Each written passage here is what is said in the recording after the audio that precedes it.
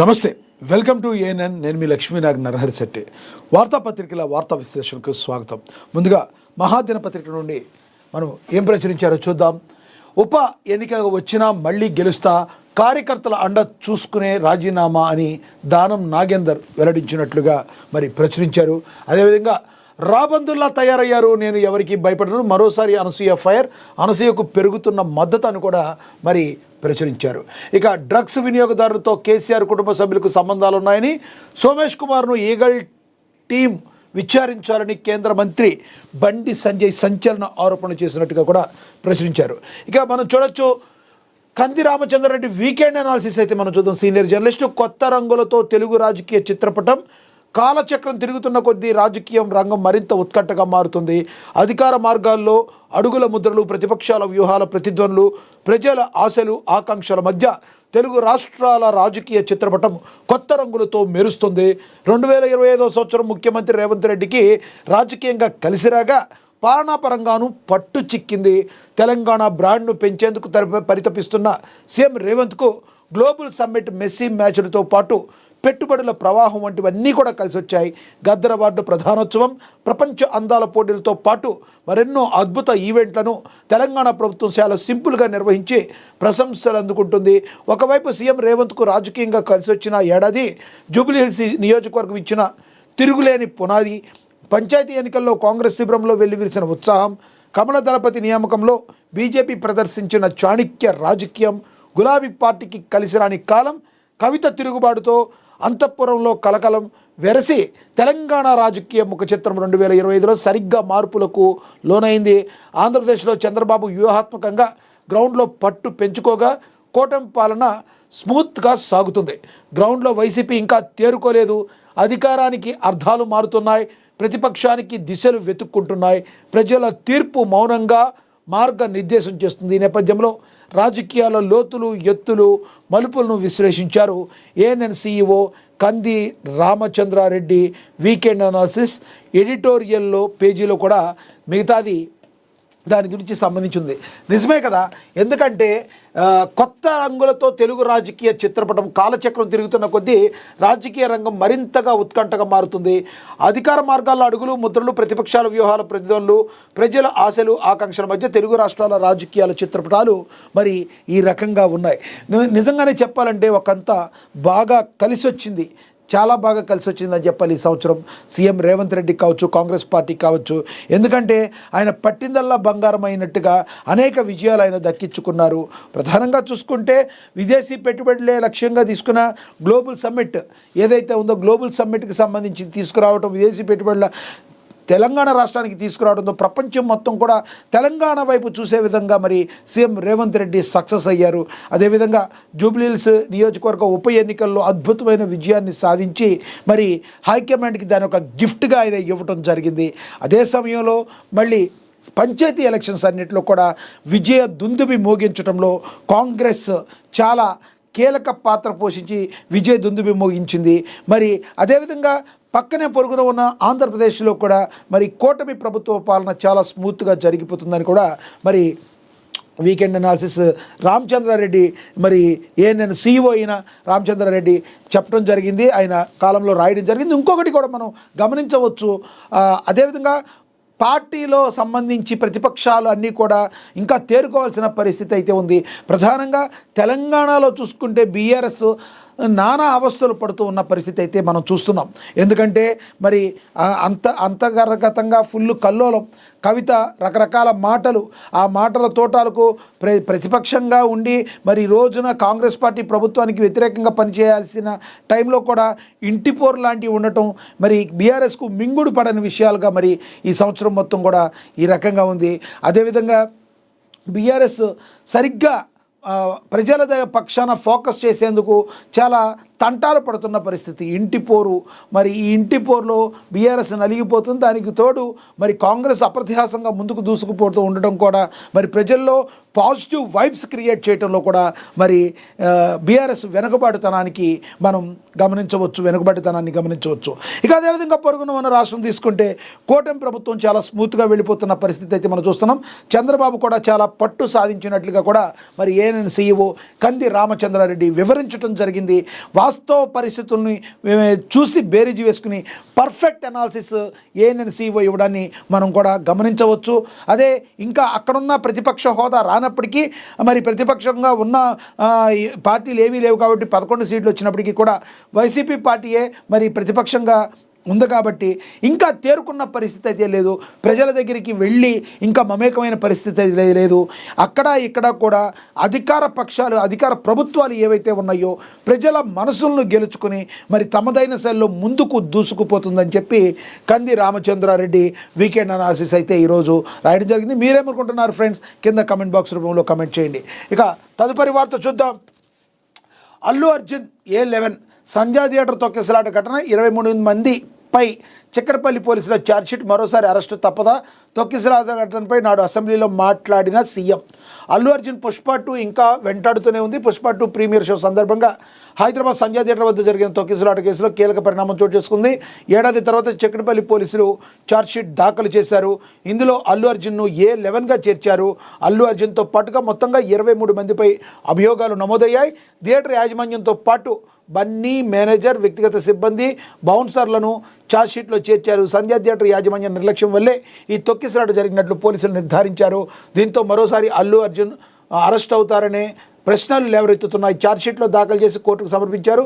దీంతో అభిమానులు మళ్ళీ ఆందోళన మొదలైంది అని చెప్పడం జరిగింది. మనకు తెలుసు మరి సంధ్యా థియేటర్లో మరి ఆ తొక్కిసలాట చాలా దారుణం. దానిలో ఒక ఆవిడైతే ప్రాణాలు కోల్పోయింది, వాళ్ళ బాబు అయితే హాస్పిటల్ పాలవటం జరిగింది. ఇవన్నీ కూడా మన కళ్ళకు కట్టినట్లు మన కళ్ళ ముందే ఉన్నట్లుగా ఉంది. కానీ ఈ విషయంలో మరొక్కసారి మరి అరెస్టు తప్పేటట్టు లేదు అని చెప్పి మరి ఇందులో ప్రచురించడం జరిగింది. చూడాలి మరి రానున్న రోజుల్లో ఏం జరుగుతుందో మరి ఈ సంబంధించి. కానీ ఒకటైతే మనం తెలుసుకోవాలి, సినిమాల కన్నా డ్రామాల కన్నా అన్నిటికంటే మనిషి ప్రాణాలు చాలా ఇంపార్టెంట్. మన విచక్షణ జ్ఞానాన్ని కోల్పోకుండా మనం ఏం చేస్తున్నాం, దేనికోసం వెళ్తున్నాం, ఇంపార్టెంట్ పనికైతేనే మనం కొంత రిస్క్ చేయాలి. కానీ ఇలా సినిమాలకు వెళ్ళేటప్పుడు ఇదే విపరీతమైన క్రౌడ్లో ఇలా వెళ్ళి మన ప్రాణాల మీదకు తెచ్చుకోవటం అనేది చాలా డేంజరస్ థింగ్ అని చెప్పి కూడా చెప్తున్నారు. మరి ఎంతైనా కూడా అభిమానానికి కానీ దేనికైనా ఒక హద్దు అనేది ఉండాలి. హద్దు దాటి వెళితే ముందుకు వెళితే ఎటువంటి విపత్కర పరిస్థితులు వస్తాయని 1కి 100 సార్లు ఎవరైనా కూడా ఆలోచించాలి. ఇక ఈ విషయంలో పుష్పనైతే మరి మన పుష్పరాజునైతే ఇంకా కొన్ని వెంటాడుతూనే ఉన్నాయి. మరి అరెస్టు తప్పేటట్టు లేదా అని అడుగుతారు. చూడాలి రానున్న రోజుల్లో దీనికి ఒక క్లారిటీ వచ్చే అవకాశం అయితే ఉంటుంది. ఇంకా షరతులతో కూడిన బెయిల్ అని కూడా చెప్తున్నారు. 2025 జనవరి 3న అల్లు అర్జున్కు నాంపల్లి కోర్టు షరతులతో కూడా బెయిల్ను మంజూరు చేసింది. ప్రతి ఆదివారం ఉదయం 10 గంటల నుండి మధ్యాహ్నం 1 గంట వరకు 2 నెలల పాటుగా ఛార్జ్షీట్ దాఖలు చేసే వరకు చిక్కడపల్లి పోలీసుల విచారణకు అల్లు అర్జున్ హాజరు కావాలని కోర్టు ఆదేశాలు జారీ చేస్తుంది. కోర్టు ముందస్తు అనుమతి లేకుండా అర్జున్ దేశం విడిచి వెళ్లకూడదని న్యాయస్థానం ఆదేశాలు జారీ చేసింది. ఒక్కొక్కరికి 2 పూచీకత్తులు సమర్పించాలని కోర్టు తెలిపింది. దీంతోపాటు అల్లు అర్జున్ దర్యాప్తు చేస్తున్న పోలీసులను ప్రత్యక్షంగా పరోక్షంగా ఎటువంటి బెదిరింపులకు పాల్పడవద్దని కోర్టు సూచించింది. ఈ కేసుకు సంబంధించిన సాక్ష్యాలను బెదిరించే ప్రయత్నం చేయవద్దని కోర్టు తెలిపింది. అప్పుడు అల్లు అర్జున్ అరెస్టు, బెయిల్పై విడుదలవడం తెలుగు రాష్ట్రాల్లో సంచలనంగా మారింది. ఇదే ఘటనలో సంజయ్ థియేటర్లో యాజమాన్యాన్ని కూడా పోలీసులు అరెస్ట్ చేశారు. అనంతరం వారంతా బెయిల్పై బయటకు రావడం జరిగింది. మరి చూడాలి మరి దీనికి సంబంధించి మరి ఇంకెంత ముందుకు వెళుతుందో. మరి ఛార్జ్షీట్ దాఖలు చేసిన తర్వాత మరొకసారి అరెస్ట్ అవుతారా అనే అనుమానాలు అయితే వ్యక్తమవుతున్నట్టుగా కూడా మరి ప్రచురించడం జరిగింది. ఇక డెస్క్ జర్నలిస్టులు ఏం పాపం చేశారని 26,000 కార్డులను 10,000కు తగ్గించే కుట్ర ప్రభుత్వంపై మాజీ మంత్రి హరీష్ రావు ఫైర్ అయ్యారు. అక్రిడేషన్ కార్డుల విషయంలో డెస్క్ జర్నలిస్టులు ఇవాళ రాష్ట్ర వ్యాప్తంగా కలెక్టరేట్ ఎదుట ఆందోళనకు దిగారని హరీష్ రావు తెలిపారు. ప్రజాస్వామ్యంలో ప్రశ్నించే హక్కును కల్పిస్తానని చెప్పిన రేవంత్ రెడ్డి తమ హక్కుల కోసం పోరాడుతున్న జర్నలిస్టులను అరెస్టు చేయడం దుర్మార్గమని అన్నారు. వెంటనే అందరినీ విడుదల చేయాలని ఆయన డిమాండ్ చేశారు. బీఆర్ఎస్ ప్రభుత్వంలో సుమారుగా 26,000కు పైగా అక్రిడేషన్ కార్డులు ఇచ్చామని, 100 కోట్ల కార్పస్ ఫండ్ ఇచ్చామని గుర్తు చేశారు. కానీ నేడు కాంగ్రెస్ సర్కార్ వచ్చాక అక్రిడేషన్ కార్డులను ఏకంగా 10,000కు తగ్గించారని కమెంట్ చేశారు. ఎట్టి పరిస్థితుల్లో జర్నలిస్టులందరికీ అక్రిడేషన్ కార్డులు ఇవ్వాలని ప్రభుత్వం విడుదల చేసిన జీవో నెంబర్ 252ను వెంటనే సవరించాలని హరీష్ రావు అయితే డిమాండ్ చేశారు. మరి జర్నలిస్టులకు సంబంధించి అక్రిడేషన్ కార్డులు ఇచ్చే ముందు అసలు ఆ అక్రిడేషన్ కార్డులు ఎంతవరకు ఇవ్వాలో ప్రభుత్వం ఒకసారి మరి పునరాలోచించాలి. ఎందుకంటే ఈ ఫీల్డ్లో, జర్నలిజం ఫీల్డ్లో ఎంతోమంది మరి తమ జీవితాలని ముందుకు తీసుకువెళ్తూ ఉన్నారు. మరి ప్రభుత్వానికి ప్రజలకి మధ్య వారధిగా ఉంటూ ముందుకు తీసుకెళ్తున్న మరి జర్నలిస్టుల మీద కనికరం చూపాల్సిన బాధ్యత అయితే ఏ ప్రభుత్వం మీదనే ఉంటుంది. అది రేవంత్ సర్కార్ కాదు, అదేవిధంగా గత ప్రభుత్వం కావచ్చు, ఏదైనా కావచ్చు. జర్నలిస్టులు మాత్రం మరి సరిగ్గా మరి వాళ్ళ విషయాల్లో చూసుకున్నప్పుడు మాత్రమే, సరైన న్యాయం జర్నలిస్టులు చేసినప్పుడు మాత్రమే అది కరెక్ట్గా ఉంటుంది. లేదంటే మాత్రం ఏ ప్రభుత్వమైనా భారీ మూల్యం చెల్లించుకోక తప్పదు. బట్ చూద్దాం, రానున్న రోజుల్లో మరి కాంగ్రెస్ సర్కార్ కూడా ఒకసారి పునరాలోచించి మరిన్ని అక్రిడేషన్ కార్డులు, నిజమైన జర్నలిస్టులు అందరికీ కూడా అక్రిడేషన్ కార్డులు ఇవ్వాలని ఆశిద్దాం. ఏఎన్ఎన్ న్యూస్ ఛానల్ కూడా అదే కోరుకుంటుంది. ఇక నెక్స్ట్ చూద్దాం. పేదరికాన్ని జయించాలంటే చదివే ఆయుధం. దేశంలోని విపత్తులు వచ్చినప్పుడల్లా ఎన్టీఆర్ ట్రస్ట్ బాసట. ఎన్టీఆర్ ట్రస్ట్లో చదివిన విద్యార్థులు అనేక రంగాల్లో స్థిరపడ్డారు. ఏపీ ముఖ్యమంత్రి నారా చంద్రబాబు నాయుడు చెప్పారు. గండిపేట కుటీరంలోని ఎన్టీఆర్ విద్యా సంస్థలో ఘనంగా వార్షికోత్సవ వేడుకలు అయితే మరి హాజరవడం అయితే జరిగింది. మరి విద్య లేనివాడు వింత పశువు అని సామెత మనందరికీ తెలుసు. ఎక్కడైనా చదువుకున్న చదువు యొక్క ప్రాధాన్యత అనేది చాలా ఇంపార్టెంట్. మరి అలాంటి మంచి చదువులు చదివి నేటి విద్యార్థులు మరి రేపటి యువతరంగా మారి వెళ్ళేటప్పుడు భారతదేశ సర్వతోముఖాభివృద్ధికి పాల్పడాలి అంటే విద్య అనేది చాలా అవసరం. అయితే అలాంటి పేదరికాన్ని జయించాలంటే చదువు ఒక ఆయుధమని మరి ఏపీ ముఖ్యమంత్రి చంద్రబాబు నాయుడు చెప్పడం అయితే జరిగింది. మరి ఎవరైనా మంచి చేసినప్పుడు కూడా మనందరం కూడా ఆహ్వానించాల్సిన పరిస్థితి అయితే ఉంటుంది. ఇక నెక్స్ట్ చూద్దాం.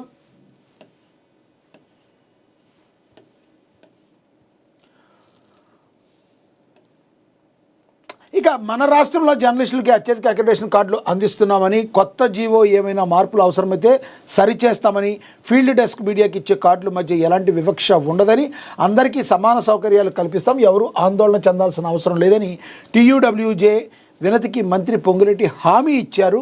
మరి ఇందాక మనం మాట్లాడుకున్న దానిలో మరి దీన్ని కూడా మనం ఆల్రెడీ చెప్పాం, ప్రభుత్వం పునరాలోచించుద్దని.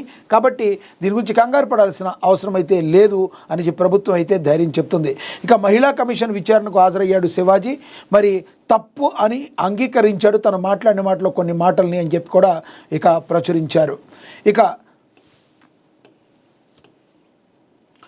హైదరాబాద్లో మళ్లీ డ్రగ్స్ కలకలం. రకుల్ ప్రీత్ సింగ్ సోదరుడి కోసం గాలింపు.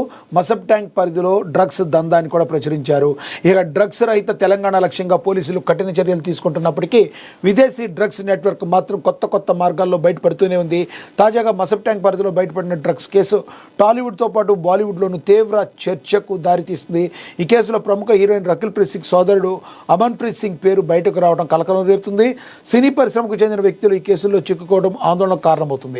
మసబ్ ట్యాంక్ పోలీసులు, తెలంగాణ ఈగల్ టీం సంయుక్తంగా చేపట్టిన ప్రత్యేక దాడుల్లో భారీగా డ్రగ్స్ను స్వాధీనం చేసుకున్నారు. ట్రూప్ బజార్ ప్రాంతానికి చెందిన వ్యాపారవేత్తలు నితిన్ సింఘారియా, సెండ్రిక్ సింఘ్వి అనే ఇద్దరిని పోలీసులు అదుపులోకి తీసుకున్నారు.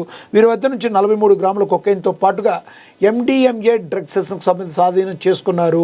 మరి మనకి తెలుసు, టాలీవుడ్లో ఈరోజు కొత్త ఏం కాదు, నిరంతరం పోలీసులు ఎంత పహారా కాసి మరి గగ్గోలు పెడుతున్నా కూడా డ్రగ్స్ లాంటివి వాడకూడదు, జాగ్రత్తగా ఉంది. నేను అనునిత్యం కూడా మరి ఈ సెలబ్రిటీస్లో ఈ యొక్క మరి దరిద్రమైన అలవాటు మరి ఎక్కువ అవుతూ ఉంటుంది. దానికి ఉదాహరణగా మరి ఏదైతే రకుల్ ప్రీత్ సింగ్ సోదరుడు ఉన్నాడు అమన్ సింగ్, మరి అతని పేరు బయటికి రావడం అయితే తీవ్రమైన కలకలం రేపుతుంది. మరి దొరికినవాడు దొంగ, దొరకనవాడు దొర అన్నట్టుగా ఉంది మరి టాలీవుడ్లోని కొంతమంది పరిస్థితి. మరి మంచి వాళ్ళు ఉన్నారు, మంచి చెడుల మధ్య తారతమ్యం తెలిసిన వాళ్ళు ఉన్నారు, అందరినీ మనం అనడానికి లేదు. అదే సమయంలో మరి ఇటువంటి యువత చెడు మార్గం వైపు వెళ్ళే మరి ఈ డ్రగ్స్ కలకలం అనే దాన్ని మరి అందరూ కూడా సామాజిక బాధ్యతగా గుర్తించాలి. అందున ప్రధానంగా ఈ ఎవరైతే టాలీవుడ్కి సంబంధించి సెలబ్రిటీస్ ఉంటారో వీళ్ళందరూ మరింత బాధ్యత తీసుకోవాలి. కానీ వాళ్ళే బాధ్యత తప్పటం వల్ల ఈ రోజున పరిస్థితి ఈ రకంగా ఉంటుంది. మరి చూడాలి రానున్న రోజుల్లో మరి ఎంతవరకు కంట్రోల్ అవుతుంది అనేది. ఇక జర్నలిస్టుల మధ్య విభజన కరెక్ట్ కాదు అని చెప్పి కూడా ప్రచురించారు. ఇక్కడ మహిళా కమిషన్ విచారణకు హాజరయ్యాడు శివాజీ. తప్పును అంగీకరించాడు నటుడు శివాజీ. మనకి తెలుసు శివాజీ గురించి గత 4-5 రోజులుగా ఎటువంటి అతను మాట్లాడిన మాటలు తీవ్ర కలకలం అయితే రేపాయి. మరి ఎవరైతే మరి స్త్రీలు, కొంతమంది హీరోయిన్స్ ఎవరైతే ఉన్నారో వాళ్ళు వస్త్రధారణ బయటకు వచ్చినప్పుడు సరిగ్గా ఉండాలి అని చెప్పి 2 అబ్యూజింగ్ వర్డ్స్ అయితే ఆయన మాట్లాడాడు. కానీ ఆ అబ్యూజింగ్ వర్డ్స్కి తను సమాధానం చెప్తూ తాను తప్పు చేశాను అని చెప్పి అప్పుడే సారీ చెప్పాడు. అయినప్పటికీ కూడా మరి తన మీద మహిళా కమిషన్ మీద కేసు అయితే నమోదైంది. ఎందుకంటే తను మాట్లాడిన మాటని తను వెళ్ళి మరి తను మాట్లాడిన తర్వాత మరి మీడియా ముందు కూడా మాట్లాడటం జరిగింది. ఆయన ఒకంత భావోద్వేగానికి లోనవటం కూడా మనం అయితే గమనించాం. మరి మంచి చెప్పకూడదు, ఏదన్నా చెప్తే ఇలాంటి ప్రాబ్లమ్స్ ఫేస్ చేయాల్సి వస్తుంది, నీ పని నువ్వు చూసుకోరా ఎదవా అన్నట్టుగా సమాజం మరి ఇలాంటి వాళ్ళు నాకు చెప్తున్నారు. కాబట్టి ఎటువంటి సలహాలు ఇవ్వాల్సిన అవసరం లేదు ఎవరికి. ఇక్కడ ఉన్న వాళ్ళందరికీ అన్నీ తెలుసు అని ఒకంత వ్యంగ్యంగా కొంత భావోద్వేగంగా మరి శివాజీ మాట్లాడటం ఇది జరిగింది. ఏం ప్రచురించారో చూద్దాం. నటుడు శివాజీ ఉదంతం మలుపు తిరుగుతుంది. తాను నటించిన దండోరా మూవీ ప్రీ రిలీజ్ ఈవెంట్లో శివాజీ మహిళల వస్త్రధారణపై అనుచిత వ్యాఖ్యలు చేశారు. అవి సోషల్ మీడియాలో వైరల్గా మారి తీవ్ర దుమారం రేపడం తెలిసిందే. శివాజీ చేసిన వ్యాఖ్యలపై అనసూయ, సింగర్ చిన్మయి, రామ్ గోపాల్ వర్మ ఫైర్ అయ్యారు. ఈ వివాదం కాస్త నెట్టింట హాట్ టాపిక్గా మారింది. దీన్ని సుమోటోగా తీసుకున్న తెలంగాణ మహిళా కమిషన్ శివాజీకి నోటీసులు జారీ చేసింది. శనివారం శివాజీ హైదరాబాద్లో బుద్ధభవన్లోని తెలంగాణ మహిళా కమిషన్ ముందు హాజరయ్యారు. ఈ సందర్భంగా మహిళా కమిషన్ చైర్పర్సన్ శారద అడిగిన ప్రశ్నలకు శివాజీ సమాధానాలు ఇవ్వలేకపోయారని తెలిసింది. ఈ నేపథ్యంలో శివాజీ తన తప్పు ఒప్పుకున్నారని తెలంగాణ మహిళా కమిషన్ ఓ ప్రకటన విడుదల చేసింది. శనివారం మహిళా కమిషన్ ముందు హాజరైన శివాజీ తన తప్పు ఒప్పుకున్నారట. విచారణలో నటుడు శివాజీ తన తప్పు అంగీకరించారని కమిషన్ చైర్పర్సన్ శారద అడిగిన ప్రశ్నలకు సమాధానాలు చెప్పలేకపోయారని పేర్కొంది. ఇక మీదట మహిళల పట్ల మర్యాదపూర్వకంగా వ్యవహరిస్తానని స్పష్టం చేసినట్లుగా వెల్లడించింది. మహిళలను సమదృష్టితో చూడాలని, ఇతరుల విషయంలో అనుచిత వ్యాఖ్యలు చెయ్యరాదని శివాజీకి సూచించినట్లుగా కమిషన్ తెలిపింది. మరి తర్వాత ఆయన బయటికి రావడం, మీడియాతో మాట్లాడటం, ఏం మాట్లాడా కూడా మనం గమనించాం. ఫ్రెండ్స్, మీరేమనుకుంటున్నారు శివాజీ విషయంలో అసలు ఏం జరిగిందంటే మీ యొక్క అభిప్రాయాన్ని కూడా మరొకసారి కామెంట్ బాక్స్ రూపంలో కామెంట్ చేయండి. ఇక మనం ఇక్కడ ఉప ఎన్నిక వచ్చినా మళ్ళీ గెలుస్తా, కార్యకర్తల అండ చూసుకునే రాజీనామా అని దానం నాగేందర్ మాట్లాడారు. పార్టీ ఫిరాయింపుల ఆరోపణలు ఎదుర్కొంటున్న ఖైరతాబాద్ ఎమ్మెల్యే దానం నాగేందర్పై వేటు పడనుందనే ప్రచారం నేపథ్యంలో కీలక వ్యాఖ్యలు చేశారు ఆయన. శనివారం ఉదయం హిమాయత్ నగర్ డివిజన్ కార్యకర్తలతో ఎమ్మెల్యే దానం నాగేందర్ భేటీ అయ్యారు. ఈ సందర్భంగా ఆయన మాట్లాడుతూ కార్యకర్తలే తన బలమని, 6 సార్లు ఎమ్మెల్యేగా గెలిచానని, దానికి కారణం తన కార్యకర్తలేనని, వారి అండతోనే తాను ధైర్యంగా ముందుకు వెళుతున్నానని చెప్పారు. కార్యకర్తల కోసమే అవసరమైతే రాజీనామా చేస్తానని, వాళ్ళని గెలిపిస్తారన్నారు. ఖైరతాబాద్లో ఉప ఎన్నిక వస్తే తాను మరోసారి గెలుస్తానని ధీమా వ్యక్తం చేశారు మరి దానం నాగేందర్. అదేవిధంగా ఇప్పటివరకు తాను 6 సార్లు గెలిచానన్నారు. ముఖ్యమంత్రి స్థానానికి గౌరవం ఇవ్వకుండా రేవంత్ రెడ్డిని ఏకవచనంతో సంబోధిస్తూ బీఆర్ఎస్ నాయకులు విమర్శలు చేశారని దానం నాగేందర్ అయితే గుర్తు చేశారు. స్థాయిని మరిచి పరుష పదజాలతో విమర్శలు చేసినప్పుడు అదే స్థాయిలో ప్రతి విమర్శలు ఎదుర్కోవాల్సి వస్తుందని ఆయన హెచ్చరించారు. అదేవిధంగా ఇద్దరు మంత్రులు అవినీతికి పాల్పడుతున్నారంటూ కేంద్ర సహాయక మంత్రి బీజేపీ నేత బండి సంజయ్ చేసిన ఆరోపణలపై దానం నాగేందర్ స్పందించారు. అవినీతికి పాల్పడుతున్నది కేంద్ర మంత్రులా లేక రాష్ట్ర మంత్రులా అన్నది చెప్పాలన్నారు. ఆరోపణలు చేయడం మాని హోం సహాయ మంత్రిగా సదరు మంత్రులపై విచారణ జరిపించాలని బండి సంజయ్కి చురకలంటించారు మరి దానం నాగేందర్. అయితే తాను ఆరోపణలు ఏదైతే పార్టీ చేంజ్ అయ్యానని ఆరోపణలు ఎదుర్కొన్నా ఆయన సస్పెండ్ అయ్యే అవకాశాలు ఉన్నాయని, మరి ఉప ఎన్నిక వచ్చే అవకాశం వచ్చినా కూడా నేను ఉప ఎన్నిక వచ్చే కూడా గెలుస్తానని చెప్పి ధీమా వ్యక్తం చేశారు దానం. అంతేకాదు తాను 6 సార్లు గెలిచానని, ఖైరతాబాద్ ప్రజలందరికీ నేనంటే ఏంటో తెలుసునని, మరొకసారి కూడా నాకే అధికారాన్ని కట్టబెడతారని, నాకు విజయాన్ని చేకూరుస్తారని, కాబట్టి మరి ఇలాంటి విషయాలకి నేను భయపడేది లేదని కుండబద్దలు కొట్టినట్టుగా దానం నాగేందర్ అయితే చెప్పారు. అదేవిధంగా ఇక సింగులర్ వర్డ్స్ యూజ్ చేస్తూ మరి ఏకవచనాలతో ముఖ్యమంత్రిని పిలిచే బీఆర్ఎస్ నాయకులారా, మరి మీరు కంట్రోల్లో ఉండాలి. మీరు ఏకవచనాలతో విమర్శలు చేస్తే అంతకంటే గట్టి కౌంటర్లతో విమర్శలు మీకు వస్తాయి. అవి తీసుకుంటానికి మీరు రెడీలో ఉండాలి. అంతేగాని మీరు ఇష్టం వచ్చినట్టు మాట్లాడితే తగదు అని చెప్పి దానం నాగేందర్ బీఆర్ఎస్ నేతలకు కావచ్చు, బీఆర్ఎస్ కార్యకర్తలకు కావచ్చు హితవైతే పలికారు. అదే సమయంలో తాను మళ్ళీ ఉప ఎన్నిక వచ్చినా ఏమొచ్చినా ఖైరతాబాద్ ప్రజలు నాకు అండగా ఉంటారు, వాళ్ళు నా వైపే ఉంటారు, నేను మళ్ళీ గెలుస్తానని చెప్పి ఆయన ధీమా వ్యక్తం చేశారు. మీరేమనుకుంటున్నారు? ఖైరతాబాద్ ఉప ఎన్నికలు వస్తే మరి కాంగ్రెస్ జెండా మళ్ళీ రెపరెపలాడుతుందా? దానం నాగేందర్కి విజయం చేకూరుతుందా? ఏమంటారో మీరు కమెంట్ బాక్స్ రూపంలో కమెంట్ చేయండి. ఇక ఏపీకే ఫైల్స్ అత్యంత ప్రమాదం, మొబైల్స్కు వచ్చే ఏపీకే ఫైల్స్ డౌన్లోడ్ చేయొద్దు, సూర్యాపేట జిల్లా ఎస్పీ కె నరసింహ చెప్పారని కూడా ప్రచురించారు. ఇక డ్రగ్స్ విక్రయదారులతో కేసీఆర్ కుటుంబ సభ్యులకు సంబంధాలు ఉన్నాయని బాంబు పేల్చారు బండి సంజయ్. బండి సంజయ్ అంటేనే ఒక ఫైర్ బ్రాండ్, మనందరికీ తెలుసు. బండి సంజయ్ మాటలు చాలా తోటలాగా పేలుతుంటాయి. మరి ఏం జరిగిందనేది ఒకసారి చదివే ప్రయత్నం చేద్దాం. కేసీఆర్ ప్రభుత్వ హయాంలో అకున్ సబర్వాల్ ఆధ్వర్యంలో జరిగిన డ్రగ్స్ కేసు విచారణ నివేదికపై రేవంత్ రెడ్డి ప్రభుత్వం ఎందుకు చర్యలు తీసుకోవడం లేదని కేంద్ర మంత్రి బండి సంజయ్ ప్రశ్నించారు. ఈ సందర్భంగా నాటి డ్రగ్స్ కేసులో అనేక మంది బడా వ్యక్తుల పేర్లు సంచలన వ్యాఖ్యలు చేశారు. డ్రగ్స్ కేసులో పట్టుబడిన వాళ్ళను అకున్ సబర్వాల్ టీం నాడు విచారణ చేస్తే కేసీఆర్ కుటుంబ సభ్యులకు డ్రగ్స్ విక్రయదారులతో సంబంధాలు ఉన్నాయని తేలిందన్నారు. ఆ కుటుంబ సభ్యులు సైతం తమతో కలిసి డ్రగ్స్ తీసుకున్నారని, డ్రగ్స్ కేసులో పట్టుబడిన నిందితులు ఆనాడు అకున్ టీం ఎదుట వాంగ్మూలం ఇచ్చారని పేర్కొన్నారు. ఆ వాంగ్మూలంతో కూడిన ఆడియో వీడియో రికార్డులు బయటకు వస్తే తన కుటుంబ సభ్యుల రాజకీయ భవిష్యత్తు సమాధి అవుతుందని భయపడ్డ నాటి సీఎం కేసీఆర్ అకున్ సబర్వాల్ను అర్ధాంతరంగా డ్రగ్స్ కేసు బాధ్యతల నుండి తప్పించారని మరి ఆరోపణలు అయితే గుప్పించారు. మరి బండి సంజయ్ చేసిన ఈ ఆరోపణలో ఎంతవరకు వాస్తవం ఉన్నది మరి చూడాలి. ప్రభుత్వం కానీ అధికారులు కానీ సంబంధిత అధికారులు కానీ ఏం తేల్చబోతున్నారో చూడాలి. నిజంగా ఇది దీనిలో వాస్తవం ఉందా, కానీ రాజకీయ విమర్శగా చూడాలా, మరి ఏంటి అనేది మున్ముందు రోజుల్లో భవితవ్యం అయితే తేలనుంది. ఇక రాబందుల్లాగా తయారయ్యారని, నేను ఎవరికి భయపడనని మరోసారి అనసూయ ఫైర్ అయ్యారు. అనసూయకు పెరుగుతున్న మద్దతు. అసలు ఇక్కడ అర్థం కానిది ఏంటంటే ఆయన ఎవరి గురించి మాట్లాడారు, మరి ఈవిడ ఎందుకు రియాక్ట్ అయింది, ఇంత ఫాస్ట్గా రియాక్ట్ అయిన తర్వాత నేను ఎవరికి భయపడనని అనసూయ మాట్లాడటాన్ని ఇప్పటికీ కూడా చాలామంది స్త్రీమూర్తులు జీర్ణించుకోలేని పరిస్థితి మనం గమనించవచ్చు. మరి అనసూయకి మరి విపరీతంగా ట్రోల్ చేసేవాళ్ళు ఉన్నారు, కానీ నెమ్మదిగా అనసూయకి మద్దతు పెరుగుతుందని కూడా మరి ప్రచురించారు. సామాన్లు అంటూ మహిళలను కించపరిచే వ్యాఖ్యలు చేసిన శివాజీపై అనసూయ సీరియస్ అయ్యేసరికి చాలామంది ఆమె కుటుంబంపై మాటల దాడికి దిగారు. దీంతో మరొకసారి అనసూయ సోషల్ మీడియా వేదికగా ఫైర్ అయ్యారు.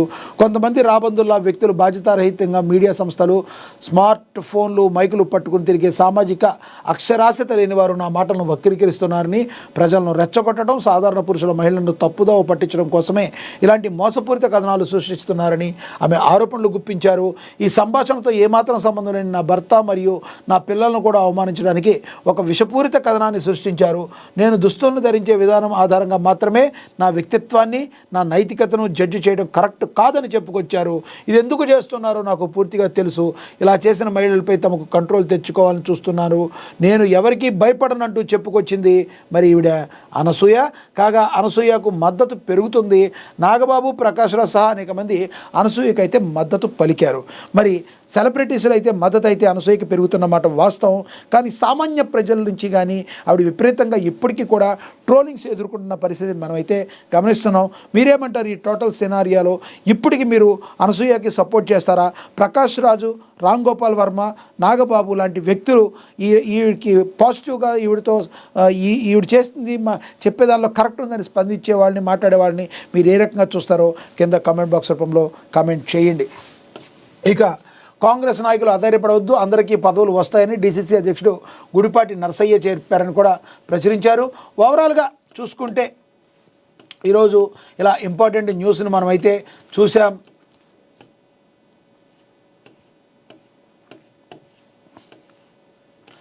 ఈ రాత్రికి రాత్రే ఫేమస్ అయిన సోషల్ మీడియా స్టార్స్ అని కూడా ప్రచురించారు. మరి ఏడాది బాగా క్లిక్ అయిన సాంగ్స్తో వైరల్ వయ్యారి ఒకటి. యంగ్ హీరోయిన్ శ్రీలీల స్టెప్పులు, పాట, రిథం అన్నీ సరిగ్గా సెట్ అయ్యాయి. అందుకే ఈ పాట అంత వైరల్ అయ్యింది.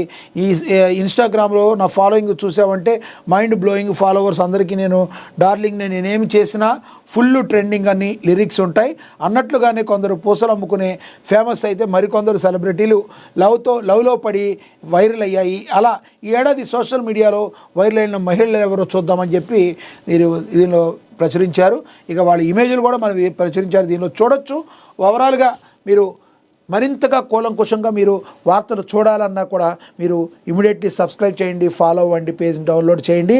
మహా న్యూస్ డిజిటల్ దినపత్రిక. అదేవిధంగా మాస్ సాంగ్ కమింగ్. తెలుగు చలనచిత్ర పరిశ్రమలో అగ్ర హీరోలైన చిరంజీవి, వెంకటేష్ కలిసి ఓ మాస్ సాంగ్లో చిందేశారు. మరి వారి డ్యాన్సులు ఏ రేంజ్లో ఉన్నాయో తెలియాలంటే ఈ నెల 30 వరకు వేచి చూడాల్సిందే. చిరంజీవి హీరోగా నటించిన చిత్రం మనశంకర వరప్రసాద్ గారు. మరి ఈ ఈ ఈ చిత్రంలో హీరోగా నటించిన చిత్రం పండక్కి వస్తుంది. ట్యాగ్ లైన్ ఈ ఏడాది సంక్రాంతికి వెంకటేష్ హీరోగా నటించిన సంక్రాంతికి వస్తున్న మూవీతో బ్లాక్ బస్టర్ అందుకున్న అనిల్ రావిపూడి ఈ మూవీకి దర్శకత్వం వహిస్తున్నారు. నయనతార హీరోయిన్గా నటిస్తున్న ఈ సినిమాలో హీరో వెంకటేష్ ఒక ముఖ్య పాత్ర, అది క్యామియో రోల్ కూడా కాదు, ఒక 20 minutes మరి విక్టరీ వెంకటేష్ ఉన్నట్టుగా తెలుస్తుంది. మరి మహిళా మూర్తుల్లో మహిళా మనుల్లో విక్టరీ వెంకటేష్ యొక్క ఫ్యాన్ బేస్ ఎంతో మనందరికీ కూడా తెలుసు. అప్పట్లో 80s నుంచి 90s నుంచి మరి వెంకటేష్కి లేడీ ఫ్యాన్ ఫాలోయింగ్ ఏముందో మనకి తెలుసు. కాబట్టి లాస్ట్ ఇయర్ సంక్రాంతికి వస్తున్నాం, చాలా అద్భుతమైన విజయాన్ని అయితే దక్కించుకుంది. ఇక అనిల్ రావిపూడి ఈ సినిమాని మరి డైరెక్షన్ చేస్తున్నారు. హీరో వెంకటేష్ ముఖ్య పాత్ర పోషిస్తున్నారు. అర్చన సమర్పణలో సాహు గారిపాటి, సుస్మిత కొణిదెల ఈ సినిమాని నిర్మించారు. సంక్రాంతి సందర్భంగా మనశంకర వరప్రసాద్ గారు 2026 జనవరి 12 ప్రేక్షకుల ముందుకు రానుంది. భీమ్స్ సిసోరెలియో సంగీతం అందించారు. మరి ఈ సినిమా నుంచి ఒక అద్భుతమైన సాంగ్ 30వ తారీఖు రాబోతుందని, అది కూడా హిట్ అవ్వాలని మనం కూడా అనుకుందాం, ఆశిద్దాం, అదే జరుగుతుందని కోరుకుందాం. మరి ఏ విధంగా ఉండబోతుందని మీరు ఎక్స్పెక్ట్ చేస్తున్నారో, మనశంకర వరప్రసాద్ గారిలో 30వ తారీఖు వచ్చే సాంగ్ ఏ విధంగా ఉండబోతుందో మీరు కమెంట్ బాక్స్ రూపంలో కమెంట్ చేయండి. ఇక ఓటీటీలో వివాదాస్పద సినిమా స్ట్రీమింగ్ ఎప్పుడంటే, బాలీవుడ్ నటుడు ఇమ్రాన్ హష్మీ, యామీ గౌతమ్ జంటగా నటించిన హక్ ఇప్పుడు ఓటీటీలోకి రానుంది. ఈ మేరకు అధికారికంగా ప్రకటన వచ్చేసింది. వాస్తవ ఘటనల ఆధారంగా రూపొందిన ఈ చిత్రంలో థియేటర్లో విమర్శలకు మించి ప్రశంసలు అందుకుంది. దర్శకుడు సువర్ణ వర్మ తెరకెక్కించిన ఈ మూవీ నవంబర్ 7న విడుదలైంది. ఈ చిత్రం మహిళల హక్కులు ఈ చిత్రం మద్దతు ఇచ్చింది. అహ్మద్ ఖాన్ కేసు ఆధారంగా కోర్ట్ రూమ్ డ్రామాగా తెరిచింది. అయితే హక్ సినిమాలో ఇస్లాం విడాకుల పద్ధతిని ప్రవేశిస్తూ సాగే ఒక సీన్ వివాదంపై మొదలైంది. దీంతో బ్యాన్ చేయాలని ఇప్పుడు ఊపందుకున్నాయి. ఇదైతే ఓటీటీకి వచ్చిందని కూడా మరి ప్రచురించారు. ఇక ఈ రకంగా సినిమా న్యూస్లన్నీ కూడా ప్రచురించడం జరిగింది. ఓవరాల్గా చూసుకుంటే మరి ఎప్పటికప్పుడు కూడా ఏవైతే ఇంపార్టెంట్ న్యూస్ ఉంటాయో వాటిని విఫలంగా విశ్లేషించే మరి వార్తాపత్రికల వార్తా విశ్లేషణ రెగ్యులర్గా మనం చూస్తూ ఉంటాం. మీరేమనుకుంటున్నారో మరి మనం చేద్దాం. ఏఎన్ఎన్ న్యూస్ ఛానల్లో మీకు సంబంధించిన ప్రోగ్రామ్స్ సంబంధించి ఈ ప్రోగ్రామ్స్ ఎలా ఉన్నాయో మీరు కమెంట్ బాక్స్లో కమెంట్ చేయండి. ఇది వాటి వార్తాపత్రికల వార్తా విశ్లేషణ. నమస్తే.